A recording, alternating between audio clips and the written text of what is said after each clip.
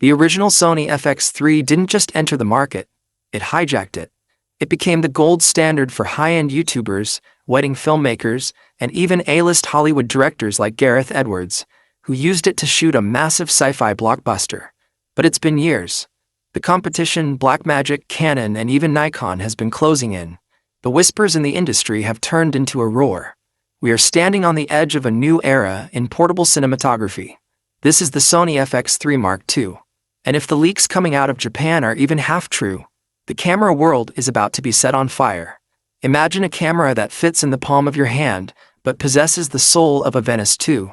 We aren't talking about a minor refresh or a software update disguised as a new model.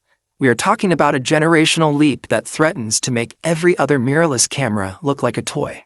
If you're a filmmaker, a content creator, or someone who simply refuses to settle for good enough video, you need to stay right here. Because the Sony FX3 II isn't just a tool, it's a statement. And by the end of this, you'll understand why the entire industry is currently holding its breath. Let's start with the heart of the beast, the sensor. For years, Sony has dominated with its 12-megapixel magic, providing incredible low-light performance, but leaving some craving more resolution. The FX3 II is rumored to shatter that ceiling. We are looking at a potential 16-megapixel, or even a 24-megapixel partially stacked CMOS sensor. Now, before the purists start worrying about low-light noise, listen to this. The new architecture isn't just about pixels, it's about speed.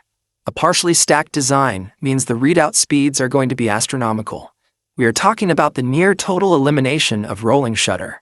You could whip this camera around on a gimbal during a high-speed chase, and those vertical lines will stay straight as an arrow. But it's not just about resolution, it's about the frame rates. The leaks are pointing toward a mind-bending 4K at 240 frames per second.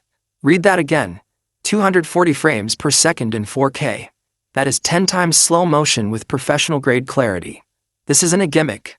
This is a game-changer for sports, music videos, and nature documentaries. It puts the FX3 II in a league where only cameras costing $20,000 used to play. And it doesn't stop there.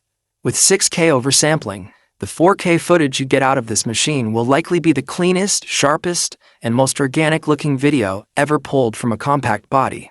Then there's the feature that every single Sony user has been begging for: internal ND filters. For the longest time, the excuse was that the body was too small.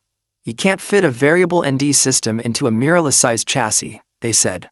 Well, Sony seems to have found a way.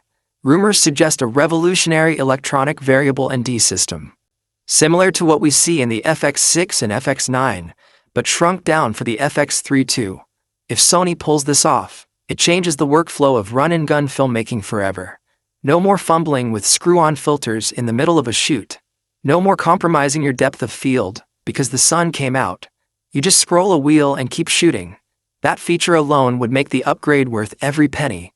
Now let's talk about the brain of the operation. The FX3 II is expected to lean heavily into Sony's new AI processing unit. We've seen a glimpse of this in the A7R and the A9 III, but for cinema, this is a whole different ballgame.